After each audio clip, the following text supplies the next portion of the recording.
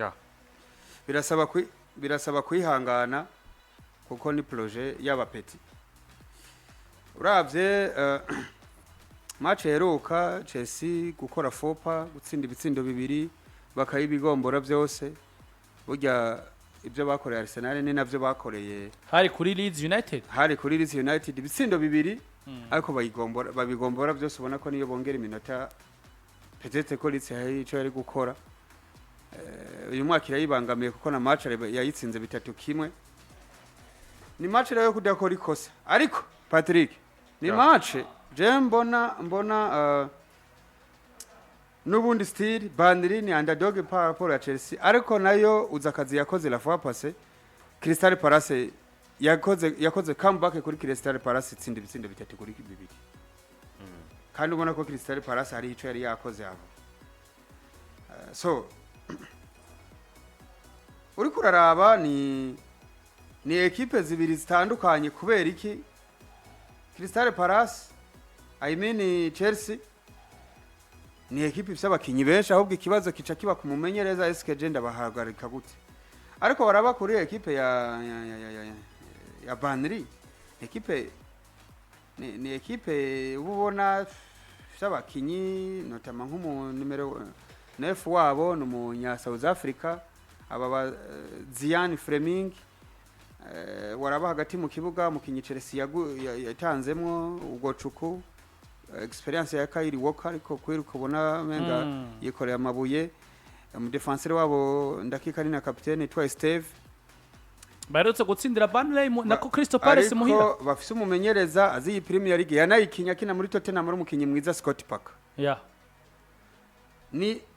equipe ikina ishobora gukura ko manota kuri buri umwe nahita gukora kwa tatika gukora kwa biri canke ikakubuza ajya niduzu no mwaka Burnley Burnley iduzu no mwaka iduganye na za Sunderland iduganye ni Burnley ni Sunderland na Leeds United izo equipe zazo ziduzu no mwaka iduganye na Leeds United ni equipe ubona kuko naho woraba kuri standings karaba kuri classement ingene zihagaze ni equipe rega nivyo nka Sunderland ni ya 15 Burnley ni ya 19 isamanota 18 kugira ngo je so bigaragara ko izosubira yizova ariko ize equipe zo ata pressure zifise kuko gukoroka mu Bwongereza ukorokana prix de 100 millions ego kugumayo ni nyungu ariko ne yaho wanakoroka nta ububona ari equipe yo gutsinda kandi igomba ikoroka Chelsea muri Premier League ariko ni Chelsea komba kudakora irindi kosa inkino zitanu batsinze zine banganya rumwe ni no kongoma y'uyu mumenyereza mushasha Liam Dirapu Liam Rosenio Liam Rosenio James ni match atagomba gukora ikosa Sirituke arosa kajyo ko gukina imbere ya Manchester United arosa kajyo ko gukina imbere ya Aston Villa bazokinira imbere ya Liverpool Aston Villa bazokinira umwanya umwe ni 17 imbere ya Liverpool imbere ya Liverpool ubona ko bariko baragwanira imyanya y'Iburayi iyo rero bari advantage nziza kuko nta pressure y'uwundi zitazundi wamaze kubona paraparo nuko twabonye match heruka we uranganije na Manchester United iranganije hakavuga utimosheje ariko Manchester United burya yari ivyungukiyemo ko na Chelsea yaringanije kuko nivyo ko naho nganije nabandi baranganije nivyo ide equipe ihari ku wa gatandatu ejo ni Aston Villa izokina na Leeds yosanye n'isaha 11 uko ubona hari umuvandimwe munyama we abana umunyabura akora kuri GMT abwati genere kamo GMT ubundi wongere kamasabiri iwawe wongere kamasabiri hariya ni GMT saa 11 Aston Villa na Leeds United equipe yaganze yanka kuva muri Big 4 inyuma ya Man City na Arsenal mugabo kamona ngo isugerejwe na Man U ikinyurano c'amanota 5 mu nkino 26 Aston Villa vs equipe ya Leeds United nayo nyene ifise motivation yerutse kura inota rimwe kwa Chelsea kuri remontada idasanzwe kuri remontada bien sûr idasanzwe Aston Villa nabo bago yerutse gukura 3 kwa Brighton barutse gukura 3 kwa Brighton magana equipe nayo nyene ubona ngo mu nkino 5 zerutse muri Premier League Aston Villa emerewe nayo rana ngo ntiyagize stabilize gutakaza kwa Everton ukacuja kwa gutakaza wakiriye Everton ukacuja kwa Newcastle ugatsinda ukacugaruka muhira kwa Brentford nako kakira Brentford ukacutsindwa wasohoka kwa Bournemouth ukacunganya ukacutura kwakira equipe ndavuga ko mu nkino 3 zerutse Aston Villa cyo kwakira muhira kuri Villa Park yatsinzwe zibiri itsinda rumwe ni match zo hagarikirwa no mu arbitre ari très sérieux Michael Oliver no mu arbitre atotinya kuguha ruje ku munota wa mbere cyo kimwe nuko no wanyuma yoyiguha ntabyo kuraba ngo hariho sequence ngo zamama ngo hariho match ngo igeze aha ngo no banononye match oya eco kintu yakimubonye ko ariko Unai ariko araca mu bihe bitoroshe kubera yuko buryo umaze kuvugira imvune z'umukasere wawe atuma ibindi byose byashoboka uwo bita Boubacar Kamara ukaba ufise imvune mu nimero 2 wawe yitwa Matt Cash kinana na Lewandowski muri equipe ya Pologne ukaba wavunikishije kapitene wawe yitwa Joe Magin ukaba wavunikishije umubirigi w'umukongomani Yuri Tielemans bro urumva uvuga ngo uvunikishije abamediatere batatu bose babatitire nukuvuga ngo obligatoirement ubu ariko arakasisha uwo bita Douglas Luiz uzi neza ko aheruka gukina neza ngira kiri muri no equipe ya Aston Villa ariko yavuye kwa Aston Villa katira kwa Juventus ntibyacamwo muri iki gice cy'umwaka faza ya Premier League yayikinye kwa Nottingham Forest ntibyagenda neza ndihagarutse muhira rero kwa Aston Villa ariko urabona ko mu magora atakintu kiriyo bari oblige yo gukinisha Ross Barkley muvandi uzi nibibazo uzi nigihe kinini nitara yahombye antuka ariko equipe itara yahombye kandi tari kuri nakoreshwa ino ariko nabonye mbere nayo afise no Watkins na Morgan Rogers mu kibuga mbona umengo ni equipe oya no urumva wewe ubuzemo umukasere umbuzemo abakinyi batatu ubaye oblige yo gukinisha Leon Bailly nawe uzi ko yavuye muri Aston Villa baramutiza Amadou Onana ari doubtful kuko match zeruka yaragwaye wivuga ngo ni equipe ifise icyo kibazo Pau Torres ari karakinana na Victor Lindelof yasubiriye hari mu defenseur wundi yagize ikibazo seki uyu mu defenseur w'umwongereza afise ubona ko ari yoba avanze ukuntu apana matikash arundi mu defenseur wundi nariko ndibuka izina giwe neza bakinana neza na Pau Torres mu Espanyol Lucas Digne kuri gatatu ni equipe ubona ko yavuyemwe abakinyi bariko barayifasha ko integra Tammy Abraham burya bari kukinisha Tammy Abraham paraporo yijya mu numero 9 nubwo ari match yabatabaye ariko ubona ko muri mefor muri ya wundi wa wundi wareje kumbwira uri mu numero 9 Oli Watkins so ni equipe bagiye guhura na equipe ibangamye ifise abakinyi nkaba Noah Okafor ariko vuga Ezri Konsa Ezri Konsa nariko ndakubwira Ezri Konsa nariko ndavuga Ezri Konsa equipe ifise ba Awotanaka ba Nyonto equipe ifise ba Facundo Buwanonate equipe ifise ba Lucas Nimecha ne equipe nziza vraiment ifise umudagi w'umucoach Daniel Farke itanabuze n'abakinyi kuri urukino bakiye gukina na Aston Villa hanyuma kandi ikindi kintu novuga ko giha inguvu equipe ya Leeds United nanu bahagaze babona yuko ari danger dasanzwe bashobora kwisanga bamaze gukorekera mu mirongo tukura nawo kuko nivyo ne equipe yagaze mu buryo bwizi ifise abakinyi beza ndetse bana performance neza mu nkino zirenganye mugakima mu bintu bibaha inguvu kugira ngo bakinure kino gose bumva ko bategezwa kurutsinda nuko baraba hano bahagaze bagasanga ni ahantu ushobora gukora ikosa ritukisanga mu murongo tukura rero gukina na equipe ya Aston Villa nivyo numugubona ko utoroshe bivanye naho umaze kugera nivyo kubura abakinyi bamwe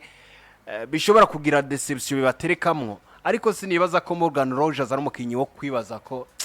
nako atumva ko ashobora kwikorera equipe mu bihe nk'ibi na cyane ko yegereje igikombe cy'isi no mu gufise babakinyi n'imiburi babiri canke batatu canke bane bumva ko bagomba gutanga performance za mu kibuga kugira ngo baje gukina igikombe cy'isi baha inguvu mu nkino zigiye zitandukanye zikurikira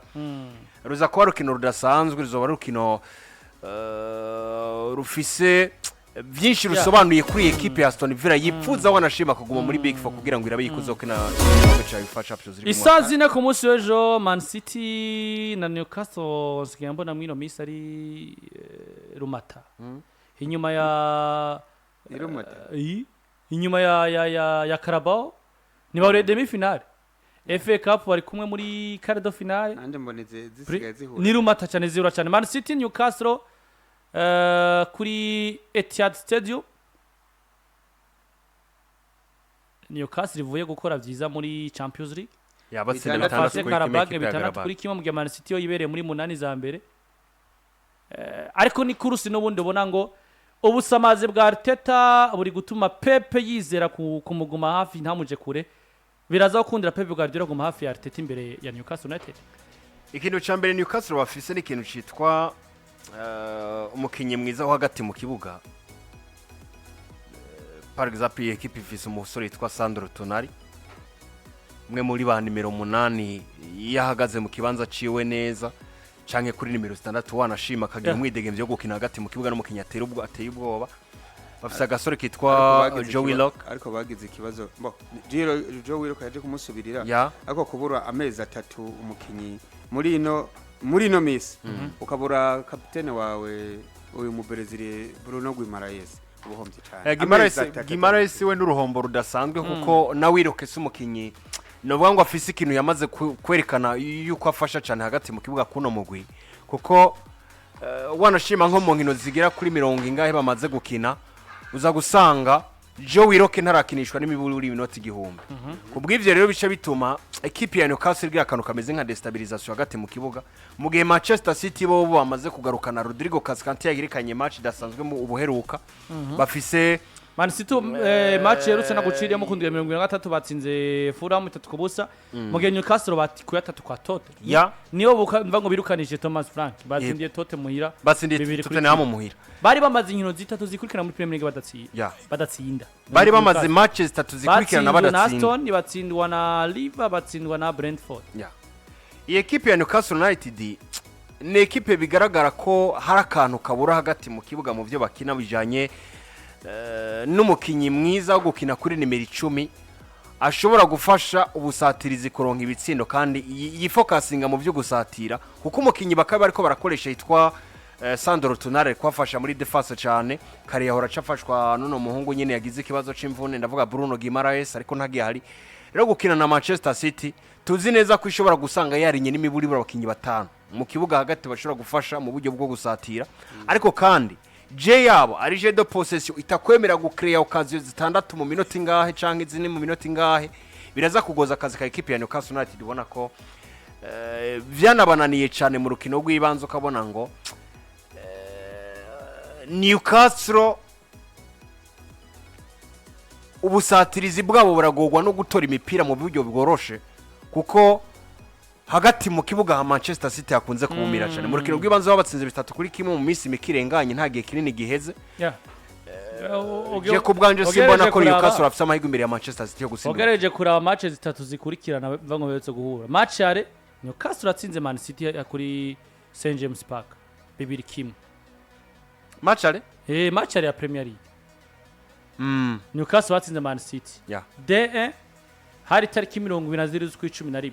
izino vya bibiri byose bya Harvey Barnes mu gihe Ruben Diaz ari yaratsindiye Man City mugabo baca baza bahura muri demi finale ya Carabao Cup St James Park Stadium Pepe Guardiola batsinda 2-0 vya Semenyo na Alan Cherki match retour match ya mbere ya Semenyo match retour bajya 3-1 bafite ne match za FA Cup quart de finale bagiye guhura no mwino match Man City yaguze Mark Gehi muri defense mwiza yaciye barande defense yabo ububiri stable nubwo je ntarabona neza urugero rwa Kusanove nk'urugero ruri kurafasha Man City muri defense centrale ariko ikintu cyamiri bafise bagarukanye Ruben Diaz yagarutse bagarukanye Ruben Diaz na naravye match bakinanye ubuheruka batsinda equipe ya Fulham wabona neza ko directement stability irahari kandi igihe Pep Guardiola asubije ka Kusanove ku ruhande mu kibanza cyakora abona ko ibijanye na nico gatanga mu kibuga biba bitandukanye n'imwe yakoranye nimero 3 Ait Nuri yazifashe neza cyane Ait Nuri no gufadikiza buhoro buhoro kuko numwe mu bakinyi bava mu rukino batakaje match nyinshi kugira Tracy nombre muri mediane akinishije bano bana baba bumva ibintu vyiwe akakana kakongereza nimero 3 hanyuma niyo abana menace aze kumufasha ariko arahemutse kuko kubagaruyemwo Ruben Diaz agafatikanya n'umwongereza biraryoshe kuraba paraporo no kubona Kusanova waja kuraba kuri kabiri Kusanova imana arakina neza kuri kabiri ahubwo niho nabonye akina neza canke bakakinisha uyu mwana uyu Mateus Nunez Mateus Nunez byarangiye mugize nimero 2 waraba equipe ikumbuye Jeremy Doku ko mba nibaza impande za Jeremy Doku mu ruhande rumwe rwa Jeremy Doku n'urundi ruhande rwa Semenyo ahubwo Semenyo nabonye ari umukinyi mwiza bugiye ariko arakina ku ruhande rwa Doku kuri nimero 11 basi kuko Semenyo aracari wa mukinya gifise ubwoba bw'ivyo akina no kunadugana imipira kenshi arayitakaza ariko iyo ari kuri uruhande basigurwa buraga katarimwe canke kabira kabaratsinze igitsindo canke uruhande nabonye bivanye n'ukuntu ka oriri gaca kamwinjirana kagaca kuri ruriya ruhande kuko nagakinyi gasanzwe kamenyereye guca ku ruhande rw'ibubamfu bica vyora ko ashobora kumupasa baro ugasanga nta bakinyi babiri canke batatu bamubwiye ko ngo bamwake baro ugasanga birameze nk'ibimworohera mugabo iyo ari ko arakina kuri nimero 7 ibijanye n'ukuntu afasha abagenzi bo gukina usanga biri hasi cyane Semenyo mugara hakina kuko ndavyibuka kiri no muri bani mufera hakina ni naco kibanza ciwe muri rusange ni match mbona iri très décisif iri très décisif pourquoi Man City ratomboye ikinyi imbere ya Arsenal kandi nkeka ko iyi si match y'inyuma burya Arsenal si ifite match nyinshi par rapport ya Man City ifite nyinshi bien sûr nuvuga ngo iyi ni juna ya 20 iyi ni match yo gufasha iyi match bangana na Wolves ni juna ya 31 iyi ni match Man City yari kuzokina na Crystal Palace mugabo Crystal Palace iri kwikina Europa muri conference na muri conference saka Man City ifite match imwe iri imbere ya iyi ni match iri nyuma ya Arsenal iyi ni match jendo utereka ka amafaranga muri 1tbet turi kumwe nk'abafatanya bikorwa iyi match na ibitsindo bitatu birimo muri na match 3 birimo Prido de Poisse kuko uravye burya ni Newcastle igwaje n'abadefenseur ari hajemo ba Fabian Schär bamaze igihe batarimo du baciye baza nabo ba Marquinhos waraba kuri kabiri Tino Livramento aragwaye ukaraba wa musaza yahora kwa Tottenham no kwa Atletico Madrid nawe inguvu zo kugwana iminota 90 ntazikirimo ndavye rero muvuma za Man City na motivation irimwo yuko Arsenal atakaje amanota ne muri atandatu yari kiragwanira ngo yisige bro Pep Guardiola hari match twamutega nivyo yonyerera ariko Pep Guardiola iyi match agomba kuyitsinda byanse bikunze ni saa zine ku munsi wejo kuri Etihad Stadium mugiye ku munsi w'Imana match zirahari Patrick atugarukanire ko karendiriye mugabo match iyobora izindi ku munsi w'Imana equipe ya Tottenham Hotspur nyuma kwirukana Thomas Frank akazi igoro kujyama bya karendiriye ni Crystal Palace saa 10 zokina na Wolves Nottingham irakira Liverpool andi rishamba Liverpool igeze kuyitekamo kuyizimira barizimiye baparitse nabi BC yabo bahinduye mumenyere kwande Nottingham ntiyamuhinduye yamwirukanye Nottingham bahinduye se Nottingham mumenyereza n'indu Katura se bararose mumenyereza bafite undi mumenyereza mushasha Nottingham bafite umumenyereza mushasha bamwita Vitor Pereira inyuma ya Sindash Vitor Pereira ntabwo yahora amenyereza ntuzeya inde Wolves yaravuye kwa Wolves nyine oya ntavuye y'ubunyene mwaka wese mu mwaka wese nanje ndabona kumwe ngarano ndamuzi mwaka wese sigeje mu 11 se yirukanye imyaka 57 Wolves munya Portugal aciye kwa Fenerbahce, Olympiacos, Porto, Al Ahly, Corinthians, Flamengo, Al-Shabaab. Uyu n'umumenyereza wa kane w'iyi equipe ino sezo. Inyuma ya Nuno Espirito yirukanywe mu 9 2025. Anje poste ko yirukana mu 10 2025 nyene. Inyuma ya Sandash. Yirukanywe mu 2 2026 no yara.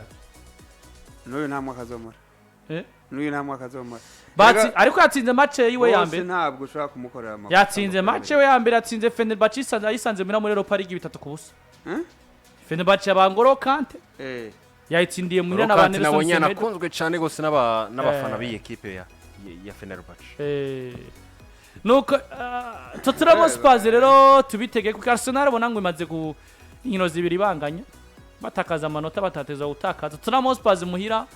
ikeneye nayo nyene kwiraba ko joro nk'amanota atayituma yisanga muri zone rouge. Tottenham Spurs barakira Arsenal ni na match ya saison ya 2022 nako ya junior 2022 ubwo si yo match yo kugaruka kwa Man City Romero Cristiano Romero agaruka Man City hari ubutumwa yurinkana Tottenham Spurs imbere Arsenal oya ko yirukanye wa mumenyeza afana Arsenal Thomas Frank yari yavuze ngo je ngo ndipfuza ko ngo ndanabona ko bizoshika ko match ya Arsenal abarije nzoba nkiri umumenyereza wa equipe ya Tottenham ariko ntivyakunze ko ayibera umumenyereza wabo na cyane mu kumamvu zitandukanye kuko yacirukanwa mbere umunsi Tottenham na Arsenal ni matches novuga ko itanga challenge nini kuri equipe ya Arsenal bigaragara ko ihagarikwa nimwe mu migwi mito itakaba yihagarika ubusanzwe Tottenham Spurs muri heruka gutsindira wa Arsenal 3-0 tariki kino z'ukwa 2020 ni heruka kuyitsinda ni gutsinda Arsenal Jenny match rekana ingirisho ndayivuze ko ejo peut-être ntarose akanya ntari ndahari mu minota mike kugira ngo twitahire ibindi navyo mwijoro aza kubivuga ibindi mwijoro barabigaruka ni Arsenal ya Michael Arteta mbona hari ibintu nka bitatu match zo hagarikirwa na Peter Banks ni match byukuri Tottenham na Arsenal iri kumfira itsinda Tottenham nziza Arsenal mbi itsinda Tottenham hari ukuntu izo equipe zirondere Tottenham ntuze Chelsea na Arsenal mu gihe Tottenham mbi itsinda Man City nziza ya cyane Eka na Manchester na Manchester buje barayibasha Tottenham bibasha ziriya equipe zibiri zi Manchester umunsi yakige kombe Arsenal yiri igifise mu minwe Tottenham nyene ngo icake igihereza Man City mu biganza oya urumva ikintu ca mbere cyo kuvuga kuri no match nuko Tottenham ifise umumenyereza mushasha je iyo equipe mwene iyo ndayitinya ico ndayitinyira nivyo Tottenham ntabwo ifise abakinyi benshi pe bagwaye ku buryo ahubwo bw'amahirwe nuko yari ifise na benshi nibikironka nabo yari nya mu kibuga kuko biragoye ko umumenyereza atakaza abakinyi biwe 10 presque bose barabatitire kuko ubuze Pedro Porro yari titire kuri kabiri Richarlison nabonye ari muri Severant ariko ajyana indimi ururimi rwo ntabwo kwavunitse Wilson Odobert yagwaye amarigama kuwaza Mohamed Kudus, Kevin Danso, Dejan Korvenski saison ntituramubona Ben Davis, Rodrigo Bentancur, Lucas Begvar, James Madison, Destiny Udoje. Abo bakinyi bose bari mu mvune. Ariko iracaronka yobo yarinya bw'amahirwe umuzamu warakomeye kandi no umwe mu bantu bamugumiza muri Vicario. Waraba Michi van de Ven, Benaradi Dragusin, Ladu Dragusin bagikina nga ibintu vyuko Conor Gallagher bazanye mu kwa mbere, Papi Martar Sare na Bisuma uko Dominique Solanke, Xavi Simon zinabandi baba bagenda bashira muso. Ni match ubona hashaka kubiyo motivation y'umumenyereza mushasha umukinya akavuga ati jewe uwarahari harigiye mbangamira reka ndabe nanje ingene no convaincre uyu mushasha ico kirikakunda kuvuga sanga match ya mbe yuhuye na equipe yirukanye umumenyereza naho hoba ari coach interime ugasanga aragutsinze ikindi kigira kabiri ni match igomba guha icizere ayandi migwi paraporo no kwa Arsenal yitwaye mu nkino ziheruka Arsenal yitwaye nabi kuko ni match zibiri kunganya na Brentford ivyo ntaco jewe no bivuga ko Brentford ni imwe mu ma equipe meza ariko jejo kuri page yanje ya nagarutse ku bintu bitatu mbona muri Arsenal bishobora kugira ikibazo ciyo equipe ndabivuga ari ya mbere imbere hari amanota 5 nkavuga kuri yo kuvyikuye gukosora kuko niyo Man City tuyiteze nta wuzi kwizotsa itsindi match zose ariko burya mu buzima ikintu nasanze Eddie uzobanza ukora ivyabo hama ibyo Patrick yo gukorera uzobitegemeye nko kuri second tour ariko ntuzo wicare ngo akazi kawe mbere na mbere manzo gakora manzo ukora akazi kawe ngo Patrick azokankorera ari kiyo c'amanota 5 Arsenal mu nkino 27 ifise 58 Man City mu nkino 26 ifise 53 bisona ko Arsenal hari ukintu rumwe kwimbere ifise imbere ya Manchester City kuko wanashima Man City tsinzi bica bisigara acasigara kinyurane c'amanota agira kora abiri gusa hagati y'izi equipe zibiri je nagarutse ku bintu bitatu mugabo icambere mvuga no kumumenyereza buryo mumenyereza muri football iyo equipe yatwaye igikombe umumenyereza araririmbwa cyo kimwe no iyo kibuze niyo rezilita zibuze agenda mbere iyo tari we vyava ko urazana ko nkariya kwa Nottingham biragaragara ko utari mumenyereza ko ntumbwire ngo abamenyereza abane bose Patrick biranza abo mumenyereza wa mbere yatanze biharo vyiza kuruta nabandi bose bakurikiye Nuno Espirito ntabwo byanavuze ntabwo yirukaniwe kubwo ibiharuro n'amaresulta ni buryo iyo projet yavuga ati none ko ndabakira equipe isanzwe mukamahera mwampaye asanzwe nanje nkeneye kumenyereza mwiza amafaranga nje gukona ibikombe ati we iwacu n'ibyo wawe birasasa je rero mbona ibintu bibiri muri ibintu bitatu muri Arsenal icambere ni kumumenyereza je mbona bya bindi bavuga ngo ingoma yagukanze yahunga hari ukuntu Arteta muri we equipe yo yaravuze ati nibyo namba uvunikishije Saliba tukaba dutakaje igikombe reka naje tukurondere ubu Arsenal ifise poste abakinyi barenga babiri ni babiri n'abarenga kuko hariho naho bafise batatu nko kuri nimero 9 bafise batatu Kai Havertz Gyökeres ndetse na Gabriel Jesus ariko waraba muri Arsenal ni Arteta je mbona mu mutima wiwe ameze nka Klopp akinisha abakinyi wamwemeje rotasira mugora bivuga ngo je sindiko ndabona inyungu z'ubwishi bw'abakinyi ba Arsenal kuko none se namba kuri nimero 2 kuri nimero 3 reka mpere kuri 2 uhafise Ben White wazanye no ufise Ben White na nuriya mu Oranje ni Juliet Timber tumbere iyi match heruka ntimwabonye ko bamubabaje sinagira nk'iminota nk'itatu kutamuramparashije kandi ufise Ben White wigeze kuba Ben White ntakomeye oya Ben White ntakomeye oya ntaho hari ari muvune Ben ntaho hari muri kano kanya ntaho hari Ben ari muvune ariko hari ahantu twabonye hari rimwe na rimwe yagenda mwirengageza ariko no uravye kwa Carafiori naho hari shwa zibiri kwa Carafiori kuri nimero 3 ufise na Carafiori no kwa kina wanashima ufise Carafiori sivyo ufise na kakana Maizikeri nese Maizikeri ntuzi ko ari hano twabonaga kina neza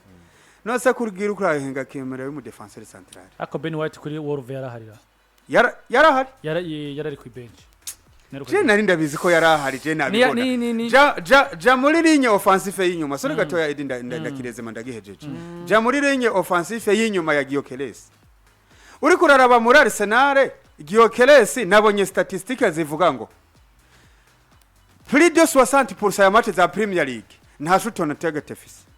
nububi bwa Gyökeres canke ne Arsenal yamuzaye ititeguye kumukoresha Gyökeres aza no gukinira inyuma kenshi uza gusanga umengana mu nimero 10 ariko arafasha none rega impamvu atakinira imbere uguma imbere atabiriyo kubera ko n'amabaro bamuha iyo ufise Saka ku ruhande ukaba ufise na Martinez ku ruhande n'amabaro Saka ntari ku ruhande rero ça fait deuxième match amukinishije kuri nimero 10 none se ukinishije nimero 10 Saka ufise Eze waguze miliyoni 70 niyihe message ubutanze kuri we uri kurakinisha Nonima Dueke ni gute atarirengera aronderero umwanya Christian Nogard umukinyi yaguze ari kapitene Nogard man arakina match nziza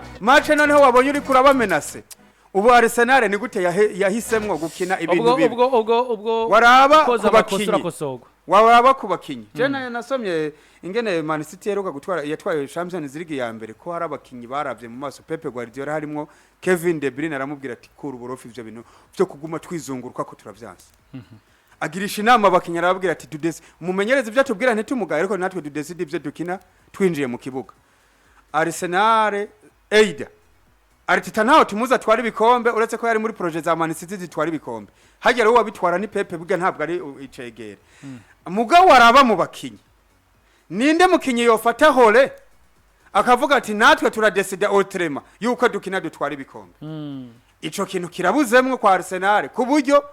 batagikosoye ibi bintu vya Arteta vyo gupendereye. Bro nushaka kumbwira ko ukinisha nimero 10 nka Odegaard nka Ntuzeye kandi ufise aba nimero 12 bari kuri bench. Ni Tottenham Hotspur ubwo turaba nimba ikosa yakoze kwa Wolves asubira kurikora.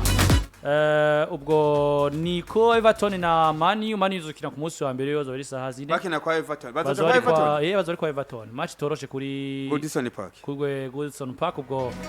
izindi nkino la Real na Barca bazokina. Real nejo saa moya n'inusu. Saa moya na nusu match muzombiriza. Bazoja kwa Osasuna. Mugiye ku munsi y'Imana saa 11 n'iminota 15 Barcelona bakire Levante. Mwakoze basore? Ndagushimiye. Wakoze muvana. Wakoze Patrick, mwakoze